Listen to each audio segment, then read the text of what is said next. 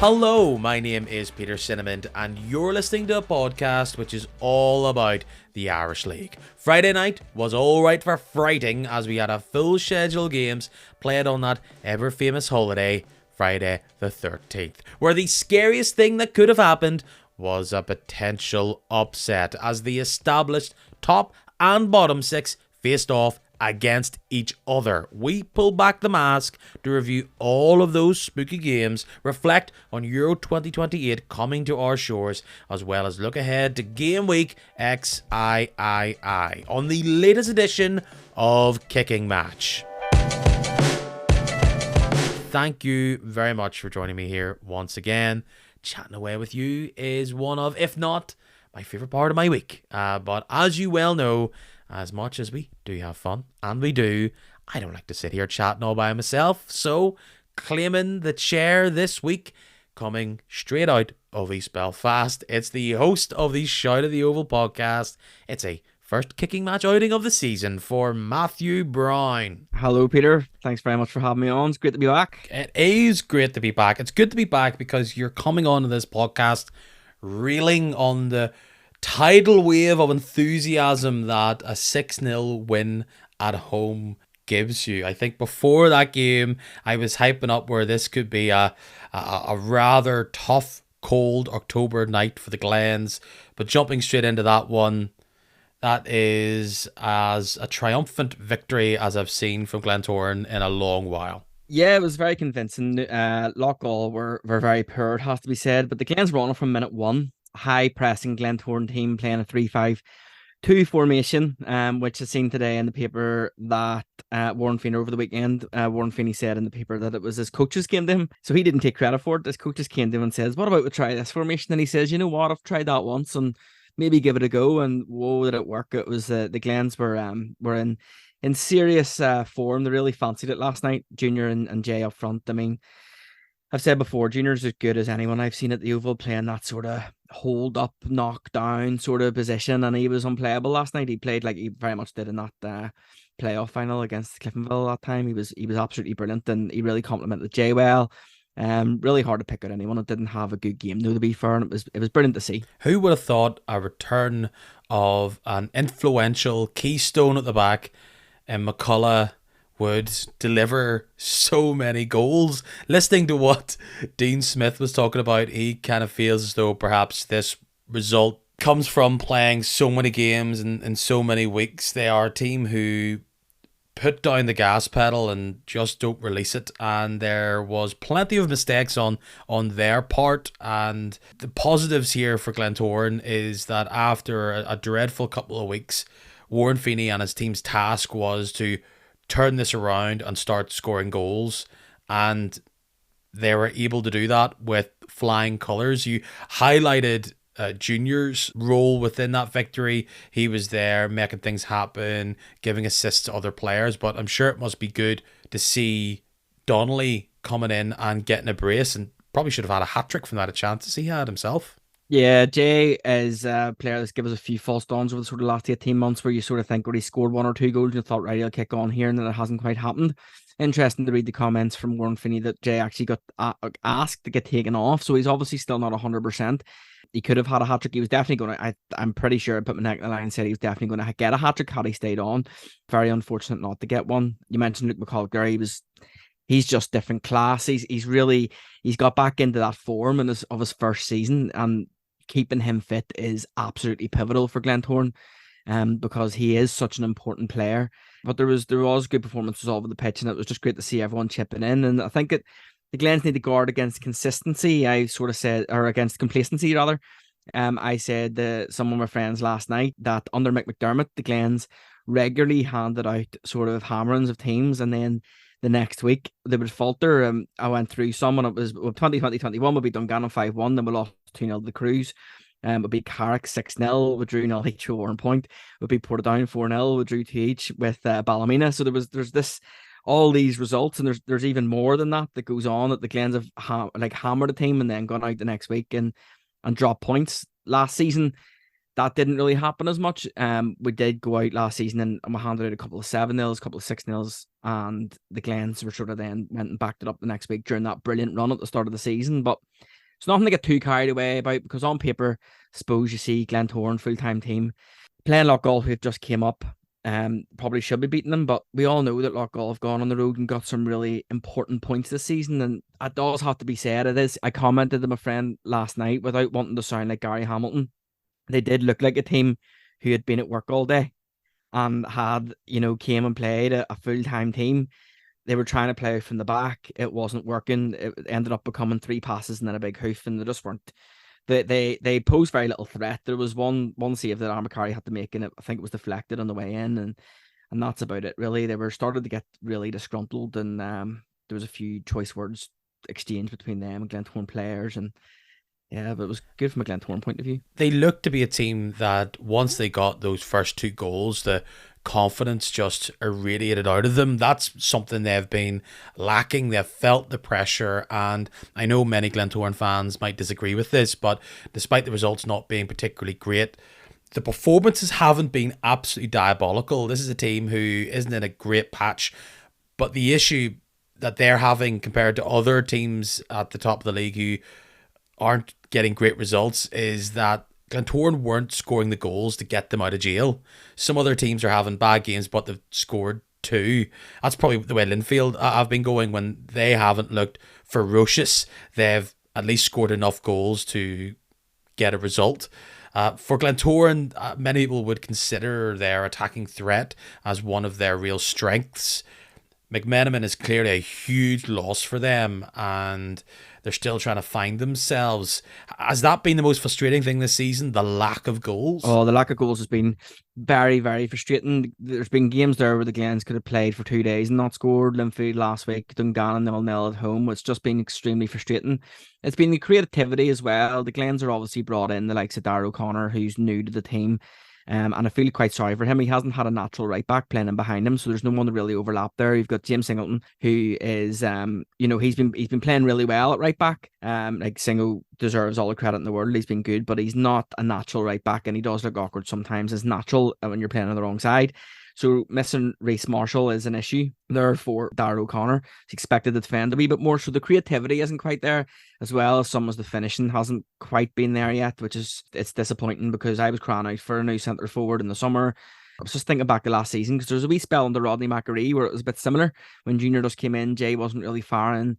Purkis, in my opinion, wasn't really up to sort of starting for. I know he's doing really well this season, but when he started games for Glen, is the issue there that you didn't ask Danny Purkis to shoot from 50 yards out? Is that is that in hindsight, should Rodney McAree have done that last season? Yeah, the Johnny Black school of finishing, if you remember, he used to hit them from the halfway line when he's accordion. Yeah, that probably is the issue. You miss all the shots you don't take. But it is, the finishing has been an issue. You do obviously miss that player cutting in from the left or the right, wherever Conor McMenamin playing both sides, and scoring. And obviously, probably the best finisher. Obviously, Jay's a great finisher, but Niall McGinn's a great finisher. But don't know how far his legs will take him. And like I said, that he's. It's sort of like, I feel a bit sorry for him too. He's had good games and bad games, but I mean, his goal scoring record since coming to the Oval has been very good. You touched on formation at the very start of the podcast there. This is something that I've been trying to get my head around. Glentoran are clearly not a box of misfit toys, but they have definitely been a collection of players where they see and they get and they want, and it's about bringing in quality. It's about bringing in established names, and that always doesn't create the most consistently flavoured jambalaya. And they've went through formations. As a fan, do you look at the players that you have and think, this is the formation that gets the best out of our team? Because people would look at Glentoran and think one of their strengths is having Soulé, having Burns in the middle of the park, and Shane McCartan just in front of them.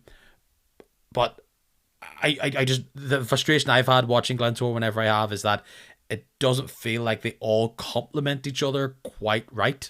It's like, it's a bit of a chemistry thing, and it's a bit of a using everybody's skills in the right place, and the dovetailing nature that you have to think about when you put together 11 players to play a game. Yeah, that there is that sort of thing where you've got individuals maybe as opposed to the team. I joked last night. I said after McKendry got his 2 goals for Korean, I was like, I can't wait to see him struggle in a Glentoran shirt next season.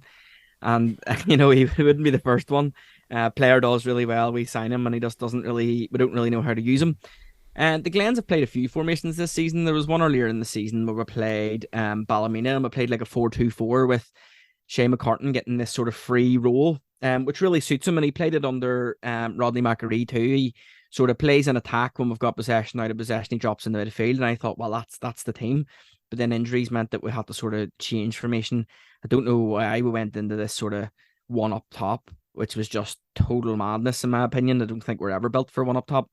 Sule, you mentioned Sule there. He was brilliant last night. Who knew he had it in his locker to take it to the byline, cut it inside, and put a cross in like that for the first goal? Absolutely brilliant. Usually he gets into an attacking position, turns around and passes it to like a player behind him. But he put in 2 great crosses last night. So he does have it in his locker to get forward if he maybe has that confidence. He absolutely does. He is stereotyped as this midfield destroyer, and of course, that's what he's really good at. Hard to tackle, looking for a pass sideways and letting players run on. But if you really look at his highlights in Larne last season and before that, he is actually quite dangerous, picking up pockets of space around the box, out wide, firing a ball in, or just waiting for the right moment to let a player run on. And when you have Burns and McCartan in some sort of midfield trifecta, you're more than likely wanting Sule to be the bottom pivot of that. Perhaps last night was the awakening for Glentoran of maybe if we give him the ability to push forward a bit more and have a bit more of a playmaking role, then you can unlock more of the juice, because he hasn't been having the performances in a Glentoran shirt that many people saw when he was wearing the red of Larne, where people were hyping us up as one of the best players in the league. He's not just at that level yet, and I do think role has a big part to play in that. Yeah, well, earlier in the season, he really was brilliant in the opening games, and I think he was one of the, like I always say that Sule, McCulloch, and Singleton were Glentoran's best players this season to date. And I would stick by that. But he has the last few games. He had been off the boil, Carrick and infield in particular.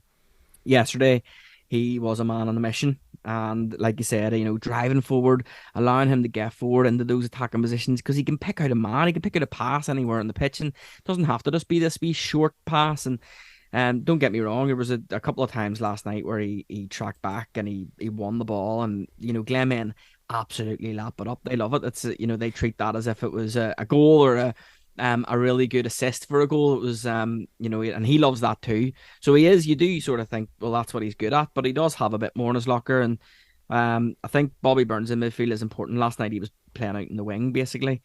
So it is important to sort of get him into the midfield. He is probably the most attacking threat. And he probably would have got himself, because Cammy Palmer had a couple of opportunities last night. And sort of fluffed his lines, and you think if they would have fallen to Bobby Burns, then I mean, I don't want to mean any disrespect to Loughgall, but 6-0 probably did flatter them. It was that sort of rampant the performance from Glentoran, and such a poor performance from them. So after your biggest win of the season, your biggest win under the Feeney tenure, tell us what has been the experience with Warren at the helm been like. There, particularly after that last few run of games, and such was the defeat against Infield, there were calls for a change up. How much is that 6-0 win pour cold water on the flames of dissension?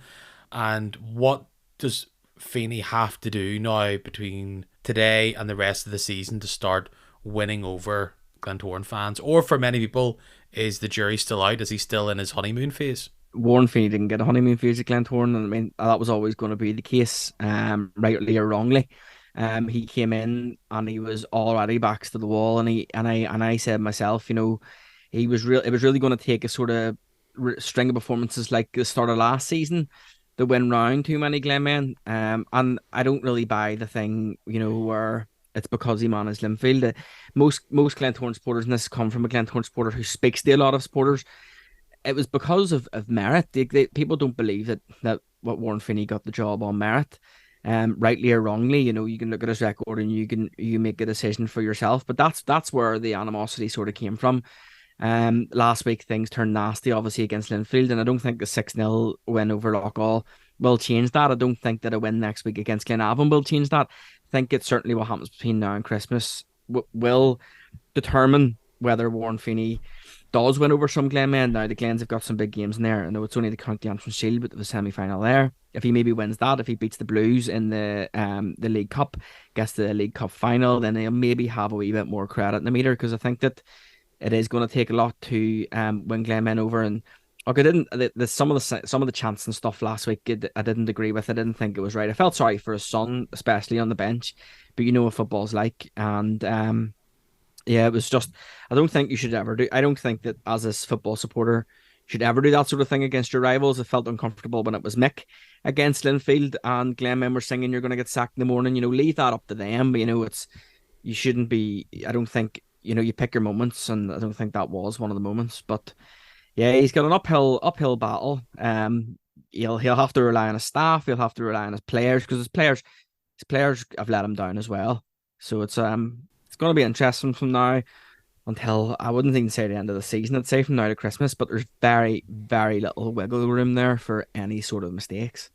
He's got clearly a lot of work to do to start to impress these Glentoran fans. Then we've talked a lot about Loughgall on this podcast for the past few weeks. It was a bad night in the office for them. There was plenty of solo errors which led to that situation. They will want to dust themselves off and just forget about that toward night in East Belfast. It was a good night though for the team that is leading the pack, Linfield. This is the Linfield that we've seen for years and years and years. They are very much back.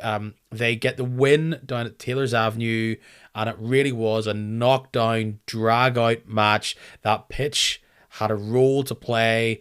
Carrick were well up for the fight, and Linfield just kept plugging away.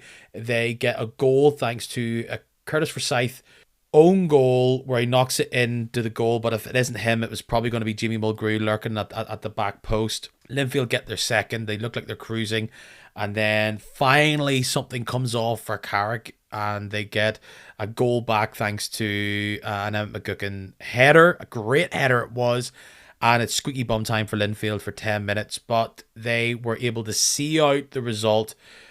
Carrick and Stuart King were frustrated and delighted in equal measure. They were delighted that they had such a great performance against Linfield. If recent history has proven anything, they like to play against this Linfield team, but it showed a lot to me that Linfield were able to hold out, get the goals, and not wilt under that pressure, because they've wilted against this Carrick Rangers team before, and that could have easily been some sort of last minute header set piece goal, and we're sitting here talking about a draw. But what we're talking about now is after 12 games, Linfield are top of the table, 5 points, which feels like a real hefty cushion that they have right now. And despite them not firing on all cylinders, they are getting the job done week in, week out. Yeah, well, it's this age-old crisis. What crisis at Linfield? Because if you had read what their supporters were saying in pre-season or at the start of the season, you would have thought that they were a team that were staring down the barrel of a gun. It was like, with no good defenders, we're leaking loads of goals. We're going to rely so heavily on Cooper, and that hasn't really been the case. Linfield do what Linfield do, and last night, I knew someone who was watching the match, and they texted me and they said Carrick are really playing well here. They could end up getting something, and then I looked at the score and it was 1-0 Linfield, and then the second obviously came, and I thought once the Carrick got one back, I did think, Purkis loves a goal against Linfield. Does that doubt of throwing away the win earlier in the season at Windsor Park, does that creep into your mind? But no, Linfield's seen it out, and this early in the season, they say that you can't win leagues this early in the season, but you can certainly lose them. And there's a lot of teams there. You look at Larne, for example. Linfield will be looking at Larne probably as their nearest challengers. They'll probably be looking at Cliftonville too, but they'll maybe think that Cliftonville, looking at previous seasons, I mean, Cliftonville were probably similar to this time last season. They were up there and then they fell away. So Linfield will maybe be thinking that. So to get that 5 point gap at this stage of the season, I mean, speaking to a Glentoran fan here, I think we had a pretty similar gap this time last year, but they're well experienced in doing this sort of thing. David Healy's well experienced in doing this sort of thing, and if they can just get that extended a wee bit more, they'll be very, very difficult to catch. There's just a feeling that they have more to come. They haven't completely fixed their defensive frailties, but they've done a lot of work on it. They've been tightening things up. They've adapted. East coming in is an extra body there. Now going into this next run of games, they're going to be without Daniel Finlayson for a long while, a player who probably doesn't get the credit that many fans feel like he probably deserves. He's been a big player for them at the back. I'm missing him for a number of games. Could be crucial. It's not like they have lots of ammunition in that area of the pitch. And they win on Friday night with no McKee. But I said this a few weeks ago. Cal McLean is a player who's really stepped up for them. And when you have players like Cooper that can do a bit of magic on the wing. They're trying to blood McBrien into this team. It's probably not the team that you would look at in the league and think, wow, they've just got superstars from 1 to 11. But as a unit, they are doing really, really well. They look very fit and they have the confidence and the bit between their teeth. And that's always been a position that Linfield like being in. And looking then at the other result near the top of the table, Larne not being able to get the 3 points against a 10-man Dungannon Swifts. This is just not the type of things you can afford to do if you want to be making this a tight title race. Lots of games to go, but it feels like to me like I've seen a lot more of these Larne dropping of point games than I ever did by this time last season. There's just something not working for them right now. It's the difficult second album, isn't it? It's like they say it's really hard to retain a title, and I know it's cliche to say that people raise their game against you, but is it also? I mean, Lauren did lose a massive player in Fiat Sule. There's no Andy Ryan now. He's out with a hamstring injury. Been looking at their team, and I mean, Sean once struggled to get into their team, but that's probably fine because they haven't conceded that many goals. It's silly points that they've been dropping, really, when you think about it. Dungannon seemed to be a bit of an Achilles heel for them. And you can't really afford to drop those points. I know what it's like. It's so frustrating when you drop those points against the bottom six. And in my opinion, you look at the top, you look at the sort of full-time teams, and there's very few of the part-time teams that they should be dropping points to, let alone on a Friday night. Lauren love Friday nights. I think that they had a ridiculous record, I think, last year on Friday nights. And that's just not translating for them this season. They're going to be kicking themselves because they've got a team full of talent, and it's just not. I wouldn't say it's not quite clicking yet because so early in the season, but they have dropped a lot of silly points here and there, and you can't do that at this level. There's 4 points dropped to Dungannon alone. Yeah, and it's a Dungannon team who give them not literally an open goal, but going down to 10 men gives Lauren the chance to push everybody forward and make it happen. They have the talent, and I don't know if it's just a luck thing where it's coming off as a consistency thing, but more than ever, it's clear that being able to ride the wave when things aren't working for you and get a result when you're playing awful just seems to be the thing that will help you get up there, because bar the odd big result in some of the bigger games, which is something we've criticised Linfield a lot for on this podcast, Larne are slipping now, like 5 draws. That's almost as many as victories they've had. They're not losing, but they've only won 6 and drawn 5. They just don't have this killer instinct. And more than ever this season, when you have all these games at the top, I know the saying is defenses win you championships. I know where that comes from. But more than ever in this league, being a bit of a glass cannon probably isn't the worst thing either, because if they're letting goals in, which Lauren are still not doing in mass, they've only conceded the 9 still, which we talked about last week. But if they could just score a few more goals, they'll get away with this. And for Dungannon, it's a big swing of a week. You get thumped away in North Belfast and then are able to get a result against the champions once again. It shows that they do have a bit of grit. They do have a bit of determination. They lose their captain, Ethan McGee, or captain for the night, and they could have wilted, but they didn't. They stood tall and defended for their lives. Dungannon are like the Larne of the bottom six. There's been some good performances, but they're just not getting the results. Like they've tripped their way to 8 points. They're the only team that's only won once. They've got 5 draws.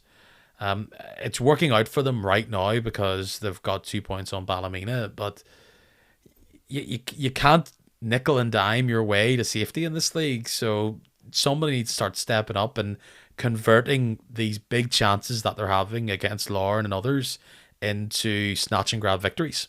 I feel like when I look at Dungannon, I was looking at the league table last night walking home, and I was thinking, I feel like they should have more points than they do, because you hear so much about Dungannon played really well. They obviously got the draw against ourselves. They got 2 draws against Larne.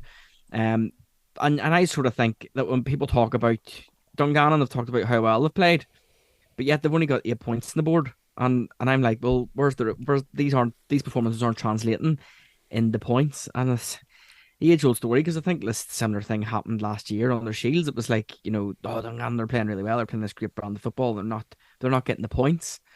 They need to be careful, because there's almost, to talk about 3 leagues within the league in our league, and they have a danger of sort of creating a mini league between themselves and Glenavon and Ballymena, although Newry aren't quite out of there yet. But yeah, it's a strange one for Dungannon. They need to start getting points on the board. And that's not a bad way to go about it, as last night, down to 10 men as well. I mean, that's a fabulous effort. I'd be delighted if Glentoran got a point against Larne with 10 men. I'd be delighted if Glentoran got a point with 11 men probably, but if they got a point with 10 men, let alone Dungannon. So fair play, credit where it's due, and you never know, it might kick them on, but again, it's one of these things that they've had maybe these false dawns before. Another team who was down to 10 men was Newry for actually a significant part of that game. It felt like it was for well over an hour. Being a man down didn't seem to make a jot of difference for some parts of the game, because in that first half, Coleraine seemed to just let Newry come at them, and they hit the posts, and there was big saves there, and it took a while for Coleraine to deal with the situation and work round the deep low block that Newry had. And it's McKendry steps up and gets the goals, that gets the victory for them. 2 goals for him. He's been a player who you think about rises to the occasion and then fades away. He's this, oh my goodness, he might be one of the best players in the league, and then you don't hear about him for a couple of weeks. Right now he's on one of his hot patches, and his manager is looking for him to keep the fire burning. He is one of these really exciting talents that Coleraine have, and it's about trying to keep them consistently doing stuff like this. It was the goals that he scored seemed very un-McKendry like. We talked last week about how don't let him on his left foot, charging at you into the box. The goal where he's able to pick up the ball and just knock it in showed a bit of striker's awareness. I would always see him as more of a wide player, maybe a dink and dunk number 10, but these are the type of players that need to deliver for Coleraine week in and week out if they are to make this top 6 thing a no doubt situation and start playing in a similar part of the table as the other big boys. It's 2 wins in a row for Coleraine, and did you hear the story that Kearney almost didn't make it? He was getting fined for being late. No, I haven't actually heard that. What I did miss that one. He got late coming down Friday night, and he only turned up like 15 minutes before the game. Could have had another Alberto Balde situation. I was going to say, you never know. Does that work for managers? Was he registered as incapacitated? Didn't bring himself on, but so yeah, another result for Coleraine. Newry seemed to be plucky, but that doesn't get you the points on the board. Coleraine are very much still a work in progress team, and I think watching back the highlights, as I'm sure many of you will, you'll see that they got away with it with some of those chances that Newry probably should have put away, or was more just unlucky that they didn't go sailing into the back of the net. It was a great performance from Newry. I watched the highlights myself and I thought, wow, this is you would not know that they were the team with 10 men. In fact, Korean are probably fortunate that Newry only had 10 men. There was the chance that I think that they were chancing arm of it. They were trying to say it was over the line. I don't think it was over the line. Not at all. No, and it was just one of those. I thought this is going to be one of them games, where sometimes you play with 10 men and it actually spurs you on a bit. But I think that Korean just had a bit too much for them in the end, and Newry will be disappointed because if they had kept all 11 men on the pitch, they could easily have got something.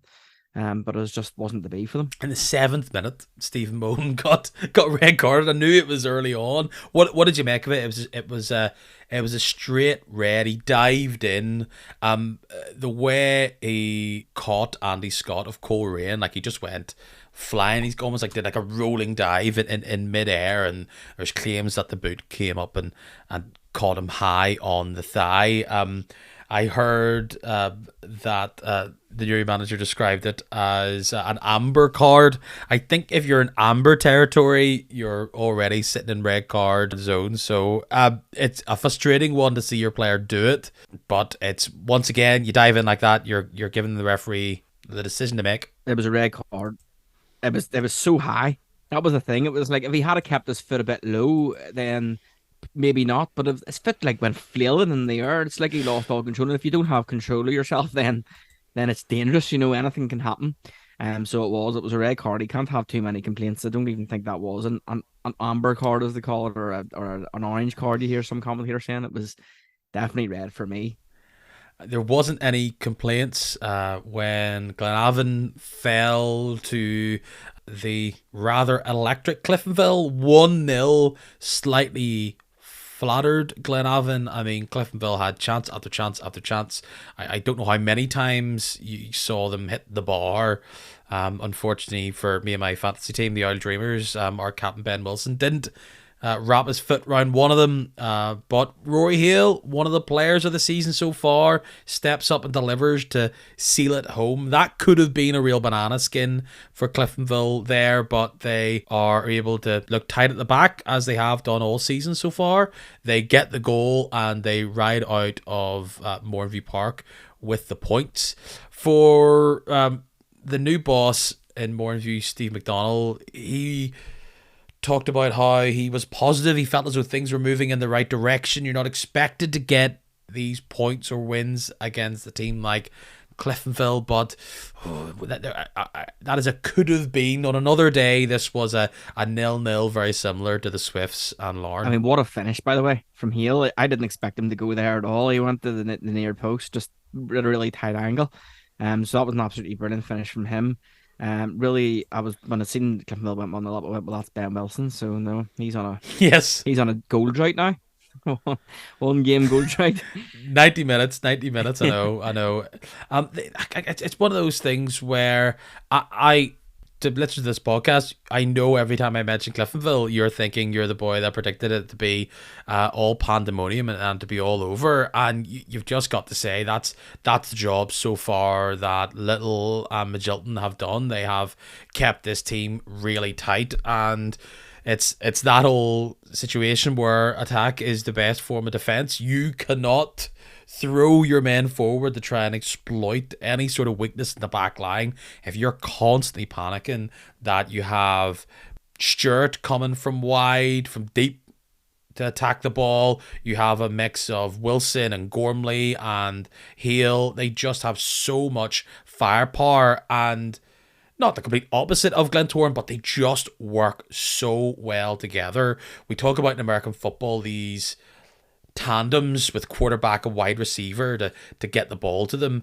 Cliftonville have a bit like that. Hale is the quarterback in that team, finding Gormley, finding Ben Wilson in particular. He can find space on a dime. He is so good at picking a player out with very little space to maneuver. So for Cliftonville, it's just about keeping this run going, knitting these results, and they've got a big match coming up.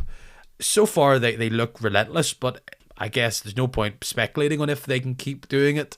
It's just about knocking in the goals, and somebody's got to try and figure out how to stop the three-headed monster that is the Reds from North Belfast. Also credit to Luke Turner at the back, and I think it's a big sort of a big reason why they're having such a good season as well. They're not conceding very many. Last season, Cliftonville fans will tell you that Turner was quite disappointing in comparison to the season before, and it's no coincidence that he's really stepped it up this year. He's been absolutely outstanding for them, and they're having the season that they are.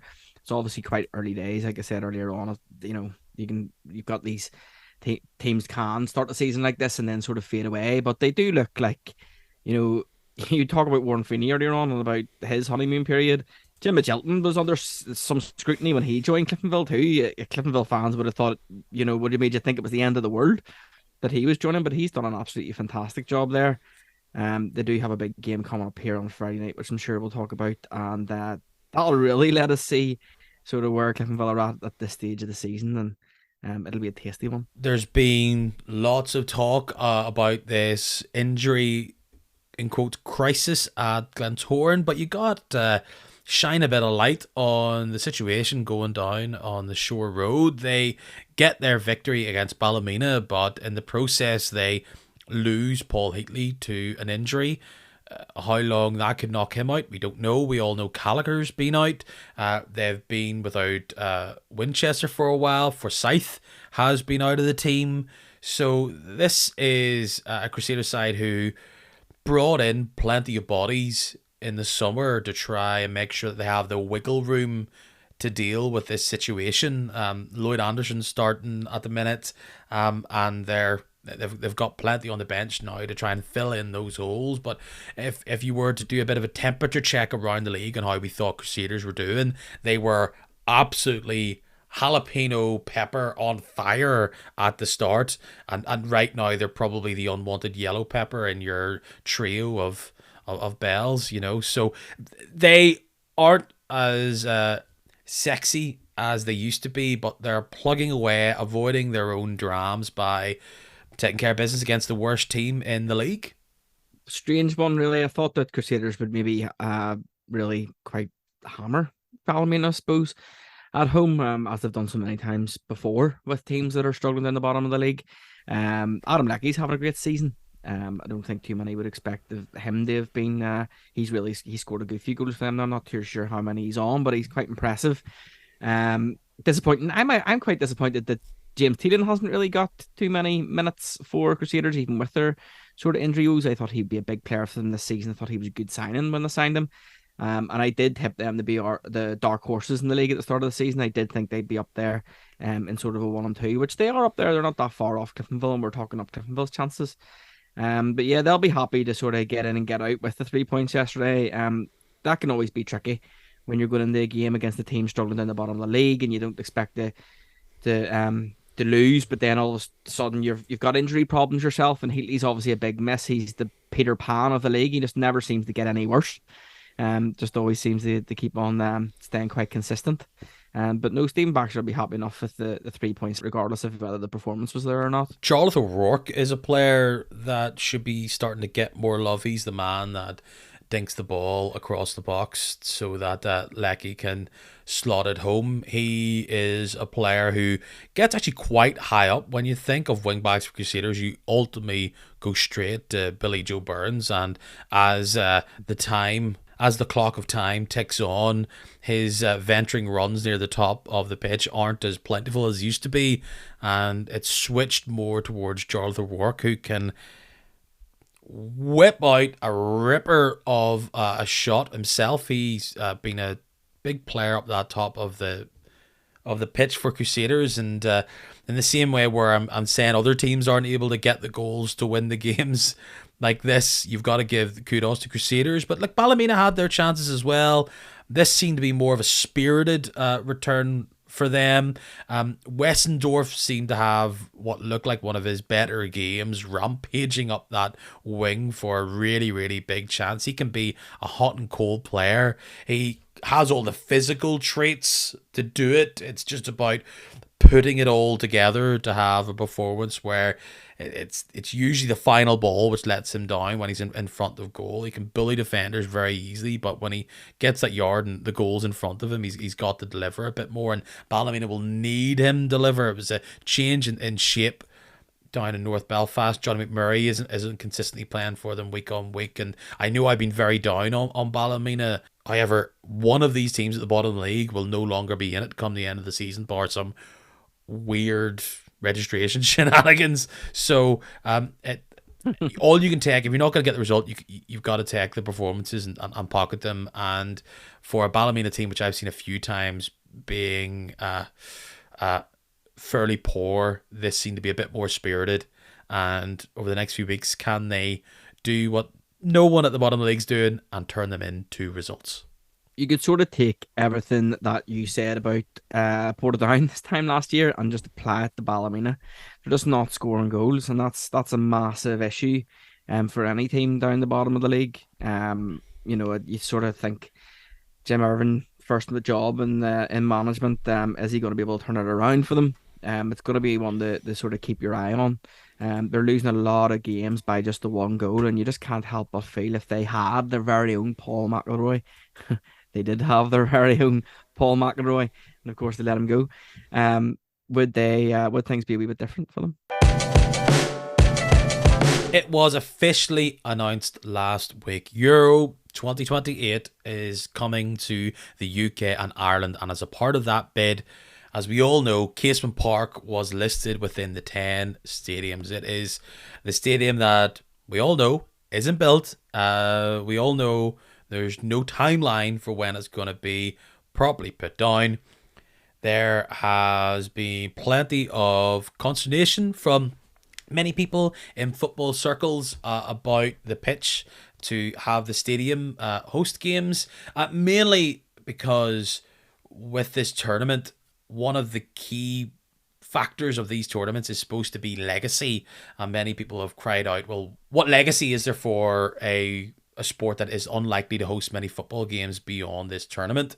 And while we still wait for some of the key facts around when the stadium will come together, if in fact it absolutely 100% will, which we can only assume it will for now, but things could very much change there, because the questions are going to be about funding and how much it's going to cost and where that money is going to come from.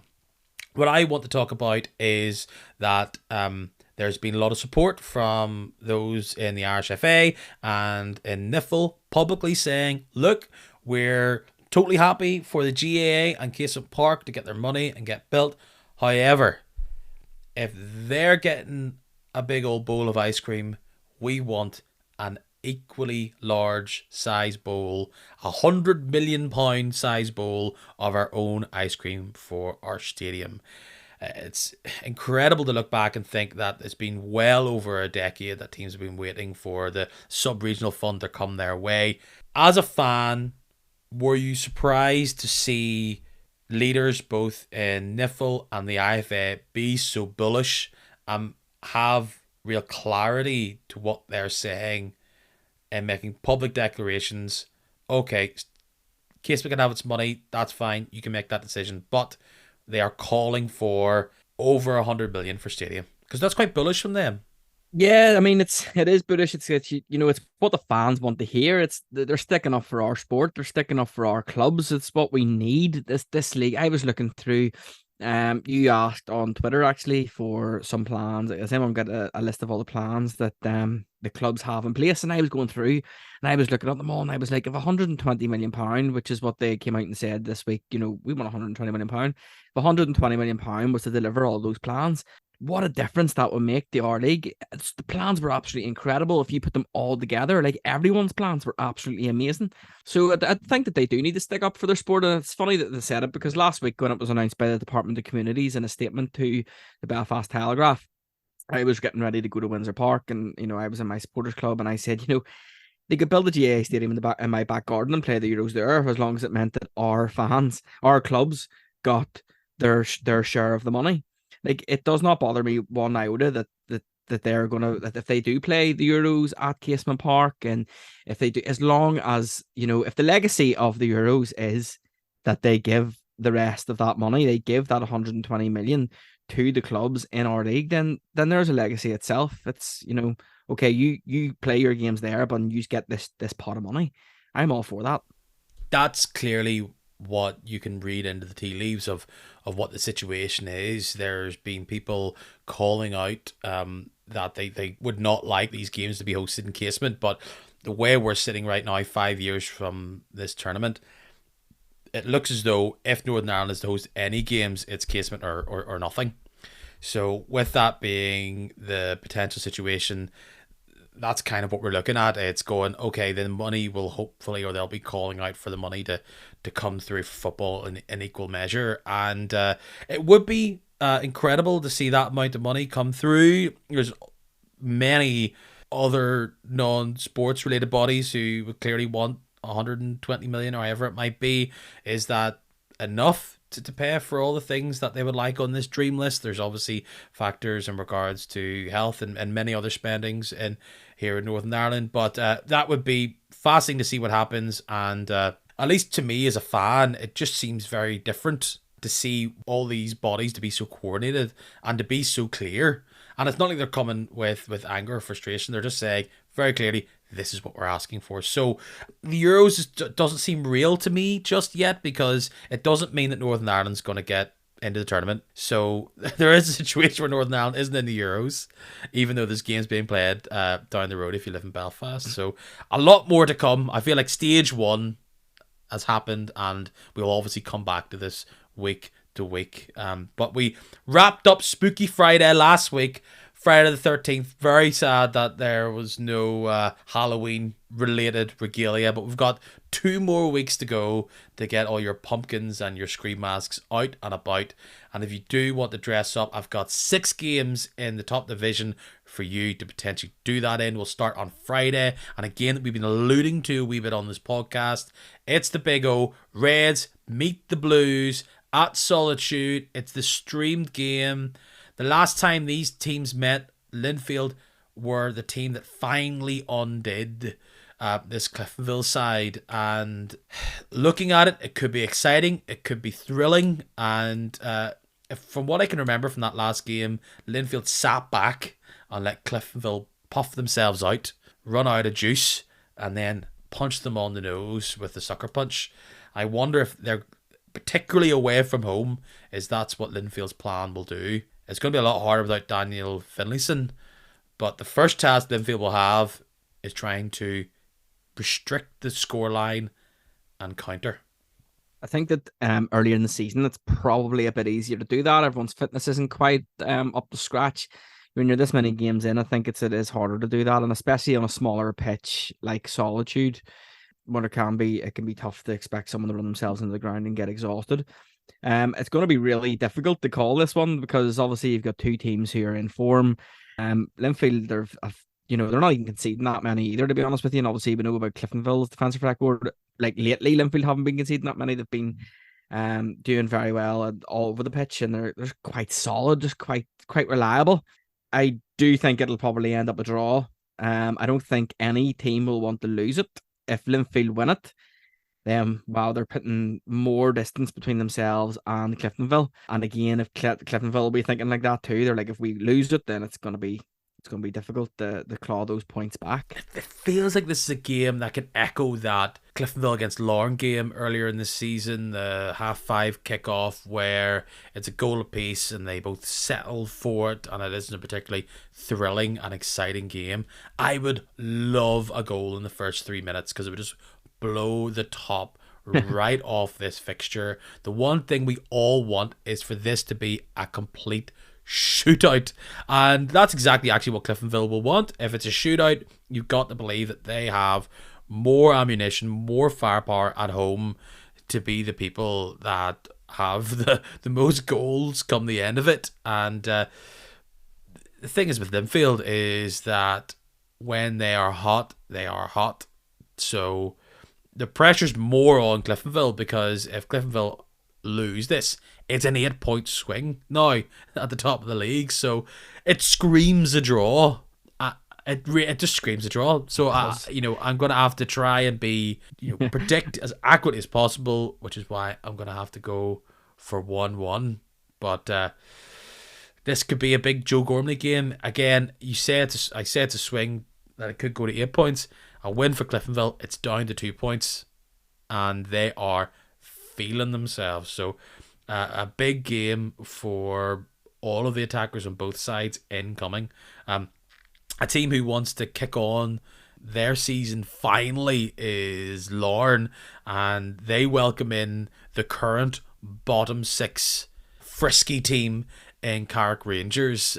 This is is this the East Coast Collision? It is.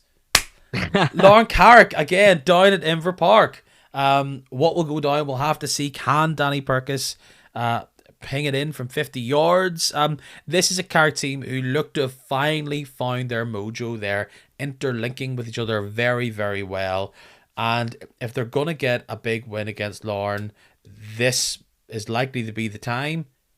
And the reason why I'm predicting Larne winning is because the last 3 or 4 times I've said, if this is the time that this team's going to win, it's going to be now, and it always goes the other way. So Larne might come back and flick them on the nose. Do you feel confident in this Carrick train right now after they did you boys down at Taylor's Avenue?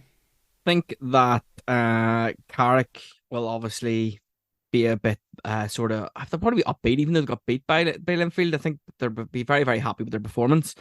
Lauren will have their tails between their legs. They'll not want to drop more points, certainly at home. But I do think that Lauren probably will come out on top here. I think that in these sort of games, it's another Friday night game on their lights at Inver Park. And I think that Lauren might just show a wee bit too much for Carrick. Obviously, Andy Ryan, I mentioned earlier, he's out injured. I'm not sure how long he's out for. Apparently, it's a hamstring injury. So that could be problematic. But they have, Lauren have plenty of firepower, and surely they're going to have a bit much for Carrick. Carrick are doing quite well lately. At the end of the day, it's 11 players against 11 players, and you would say that Lauren have the better 11. So if football was simplistic, then yeah, but you just never know. Carrick are one of them teams, going to be one of these teams this season, a bit like Glenavon in previous years, I suppose, where they can go anywhere and take points off anyone when least expecting it. But I do think that Lauren might bounce back this season. I would say it's probably going to be quite tight. I would say maybe a 2-1 to Lauren. I do fancy Carrick to score. You're so right. Carrick does scream previous seasons. Glenavon, as soon as you think they're duffed and they're not going to do anything, they go on a great streak and make life awful for the top teams. And then when you think they're going to start wrecking the rest of the bottom six and start bullying the other ones, they lose 3-1 to Dungannon or something like that. So yeah, I totally get that. The one thing which I've highlighted the odd time with Carrick Rangers is that they've got a lot of experience at the back, but they've been caught out a lot as well, and they've given away plenty of needless goals. They aren't as watertight as they need to be. They're kind of this team. I'm saying other teams at the top, they need to be these glass cannons, and when you have a Lauren side, the way Dungannon was able to deal with them is to be tight and compact, and that's not really Carrick's bag. They're throw boys forward and let Ben Tilney be 80 yards up the pitch rather than 5 yards close to his goal. So I think Lauren will exploit that very well. And could be high score, but yeah, I kind of like the 2-1 scoreline in itself. Going to Saturday's slate of fixtures, Dungannon host Crusaders. Dungannon are getting a bit of a groove down at Stagmore Park after getting that result against Larne. Can they do it against the Crews? The Crews have been able to cut through Dungannon very well recently, in the same way Dungannon's awkward for Larne, Carrick's awkward for Linfield. I'm not recalling many times that Dungannon didn't get rolled over by the Crews, but this is a Crews side who might have to add Paul Heatley to their lists of unavailable. Yeah, I do think the Crusaders would probably get the result here against Dungannon. We were talking earlier about Dungannon, how they can't continue going on playing well and not getting the points, although they obviously got a good point against Larne. I think the Crusaders will go to Dungannon and just have a bit much for them. They always seem to get the result. This is one of them teams. It was very much like Glentoran and Dungannon in the last few years, until the recent 0-0, the Glens always seem to get the better of Dungannon, even when they didn't play well. And I think it'll be pretty similar for Crusaders. And I even think with those, with the players missing, I just think that they'll go there and they'll not make any mistakes. And I think the Crews will probably fly under the radar a wee bit. No one's really talking about them, and they'll quite like that. a team that needs to have all their best players ready to rock. Losing McGee just makes it even harder for Dungannon, especially a team that's been short on goals, trying to get goals. They want his tricky ability out wide, and I think Lecky will be a big factor. I'm going to say 2-0 to the Cruise.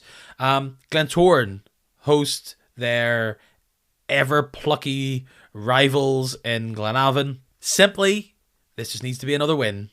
And this would be a huge coming out party for McDonald if he was able to get any sort of result against Glentoran. Bar that result in the Cup, they're looking for something in the league under his stewardship.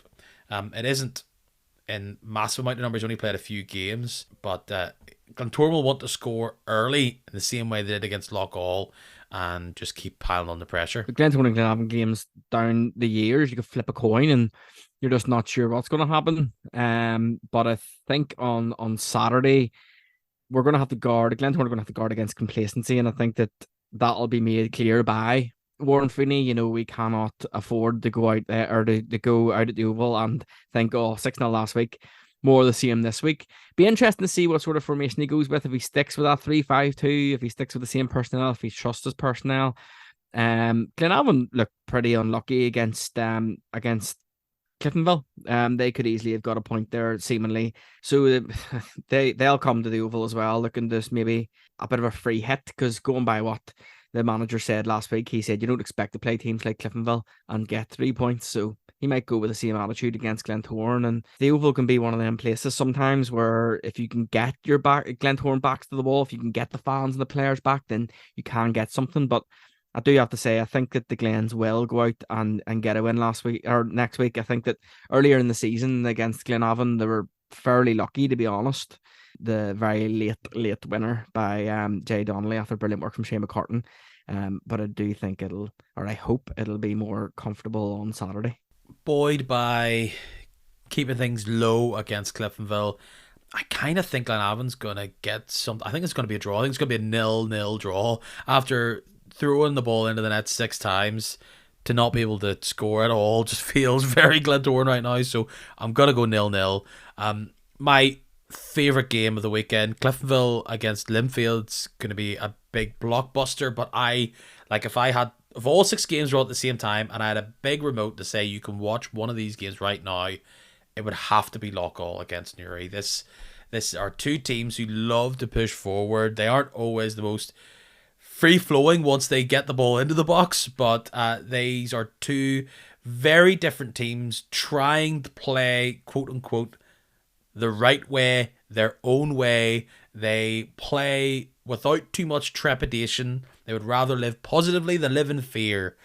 What that means when Newry miss out on trying to get a result against the Bandsiders at home, and Loughgall are starting to feel a bit sad for themselves after being on the buzz boat. They fall back down to earth after a thumping against Glentoran. For a team that looks so tight at the back, they've now let in close to 10 goals in 2 games.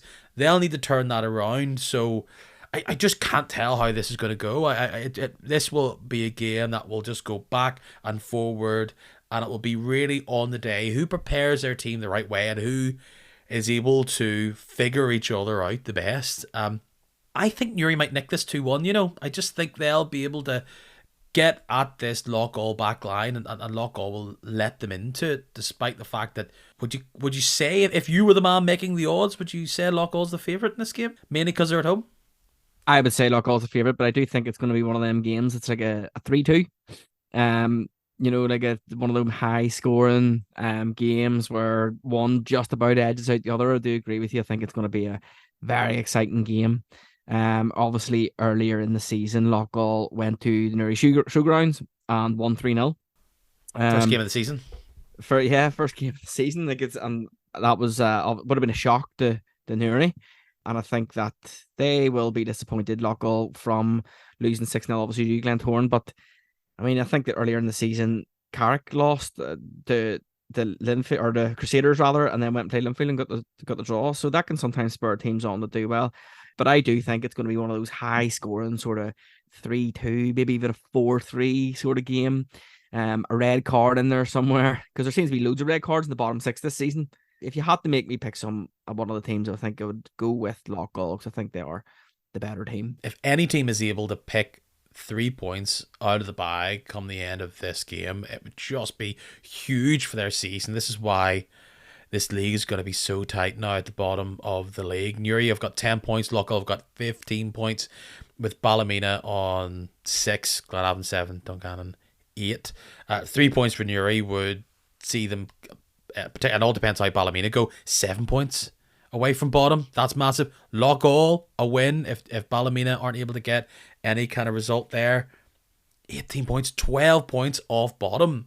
You know, Loughgall, they have lots of slippage, but they can't afford to let these other teams win and drag them down. They need to have a ruthless streak in themselves, so they aren't starting to worry about serious relegation. I think they're a few wins away from being all but safe, but huge game for both. But I do think Newry could just sneak that, and that would be a massive result for Newry if they were able to get one back on Loughgall. And the final game is the North Coast Derby. It's Coleraine against Ballymena.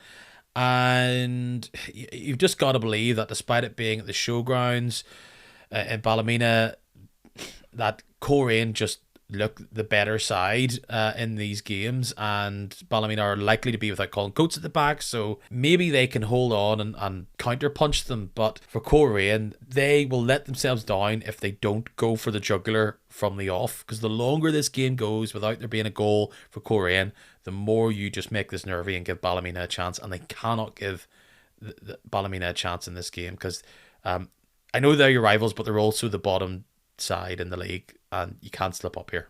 Yeah, I think that Ballymena have a pretty decent record at the showgrounds, at the Ballymena showgrounds against Coleraine. I think they won there last season in the league, and then the year before as well, because I think they only played each other once, obviously, with Ballymena finishing in the bottom six. So I think they won there the year before as well. It's one of them ones where you think, okay, Coleraine will probably go here and you expect them to steamroll Ballymena or beat Ballymena because they're the much better team. But usually when a team's struggling, and they come up against their derby rivals, their manager can't buy a win, something happens, and they get that victory, and you wouldn't put it past Ballymena to do that. But I do think that Coleraine will have a bit much for Ballymena, and I think that, if you're going to put a scoreline on it, it's going to have to be 1-0, because Ballymena seem to only lose games by one goal. I thought Coleraine were living dangerously, and they got out of jail free last week from a couple of those set pieces. And yes, Ballymena are unlikely to have Colin Coates. I think I heard talk of there being a knee issue.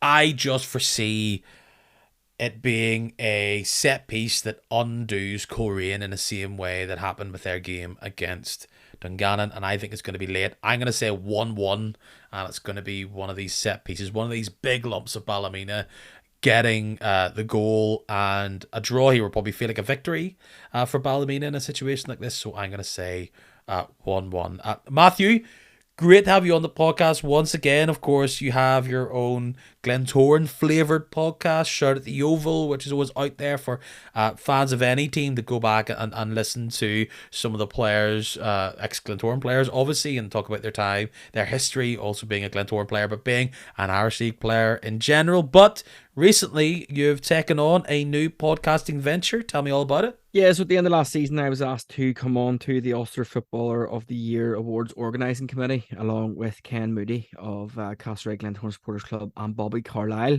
who many Irish League fans will know as a former winner of the award, Cliftonville goalkeeper, and of course pundit for the BBC. They've asked me to help them sort of modernise it, bring in use of new social media, so I've decided to start a podcast. The Ulster Footballer of the Year podcast, which I hope to go around all the grounds in the Premiership, but also maybe some Championship and other grounds, and speak to players, officials, managers, just about their club, about the season, about previous seasons, maybe about their careers, about their experience at their club, raise a bit of profile for not just the award. It's the Ulster Footballer of the Year is the most prestigious award in the country to win. It's voted for by a panel, and although it's organised by the Castlereagh Glentoran Supporters Club, it's completely unbiased. There's several journalists and former managers and current manager, whatever, on the panel. So raise some awareness of that award and what it means, but also bring fans closer to each of the clubs and just have a bit of fun with it. The first one's going to be Larne, and I haven't even announced who the guests are, but here's an exclusive. It's going to be Andy Ryan and Sean Want. So going to go down and speak to them this week. Hopefully get at least one episode a month out, because it's going to be hard to release that alongside my podcast. So go for one a month. I'll maybe get more in, especially in the sort of Belfast clubs, but going to be putting some serious miles in the motor this season. Happy days, happy days. Big question you got to ask, and it can be on the mic or off the mic. Did Sean Want pick the number 2 because he wants the fans to sing Sean Want to Break Free? Because I'm so disappointed that is not a song. But now, of course, Larne fans, Sean Want to Break Free, it is yours, and you can take it with, or maybe it was all by design by Sean Want. I don't know if you're able to say this or able, like, you don't want to spoil your ballot halfway through, but just from your own opinion, if there was a front runner for the award after once around the circuit, after 11, now 12 games played so far, who do you think it would be? Who's kind of in the driver's seat when it comes to Ulster Player of the Year? So here's the thing: in the podcast, I'm going to actually, I don't know if you've seen Diary of a CEO, his podcast, and he asks for his guests at the end to write a question for the next guest. Well, I'm going to ask each of my guests to write anonymously who they predict at the end of the season will be the Ulster Footballer of the Year, and then at the end of the season we'll look back. Mine at the start of the season, if you had asked me in August who I thought that the Ulster Footballer of the Year would be for this year, I would have said Andy Ryan. Wow. Obviously now it's probably looking like Ben Wilson, and a few weeks ago it probably would have been Cooper. So it's one of those things that it's like it changes all the time. This time last year it would have been Conor McMenamin, and then obviously Leroy Miller on it. But if you ask me right now, I think it'd be Ben Wilson. But that can change at the drop of a hat, and usually the champions play a big part in that. And even if you look at Linfield, obviously Cooper's a great player, but if you even look there, how do you pick? There's no player out there that you think is being run away their best player. There's just been loads of them. Whereas at Cliftonville, you've got Ben Wilson's clearly being the front runner there. Well, he's up until yesterday. Up until the game there on Friday, he had scored more goals than had been played. Over a goal a game ratio. So that's pretty good. So you've got to say that he is the front runner. But goals aren't the only thing that count. And yeah. I think I've said in this podcast that Ben Kennedy was my prediction at the start of the season. He's had a few niggly injury issues where we all saw his big boom game against Carrick and a few of the games other side of that. He's not busting right now, but he isn't as dominating a player as he can be. So yes, I look forward to listening to that. I look forward to bringing up who's the current frontrunner of Ulster's Player of the Year, as I usually will. And Matthew, thank you so much for joining me. I look forward to chatting to you very soon. Thanks very much, Peter. It's been a pleasure as always. If I can let you in on a little bit of a secret, slightly different recording schedule this week for big, boring, pedantic reasons, but in the world that I currently live in, which to you is the past, I've just wrapped up recording, and it's a day where Northern Ireland beat the worst team in men's international football, which, we should have. But then Ireland, who were supposed to be the best men's rugby team in the world, lose. The one time, we're good at something, we're still losing. And against probably the team that's usually the best in the world. So, hey, what you gonna do when you lose to New Zealand and their big, cool Darth Vader kits? Anyway, if you are here listening, thank you very much. You must be very keen. And if you are keen, you should make sure that you follow or subscribe or whatever it's called on whatever the podcast player that you use. It's probably different for all the thousands or hundreds or probably just a dozen that there is out there. But if you use one of them, like Spotify, you can go on and hit follow or whatever it is. And that means you'll get a wee notification saying, got it, Peter's just uploaded one, which means you have to flick and go, has he uploaded yet? Has he uploaded yet? Because I know that can be a bit annoying, but that's really handy, and hundreds of you do, so you're going to be in a cool club if you do it. Another cool club to be a part of, where there's hundreds and even thousands, is my social media club. It's not really a club, it's free to join. You can follow this pod on Instagram, Facebook and Twitter. I promise it's fun. It's at Kicking Match on all of them, and as well as that, you can see what your smart speaker does when you ask it to play Kicking Match, an Irish League podcast. Well, no spoiler, it plays the latest podcast, but it's hand free, so it's pretty handy. So yeah, another big week. Thanks for listening, I'm going to say to you now, goodbye. I'm going to say to you now, thanks for listening. I'm going to say to you now, enjoy your football next week. Until then, cheerio.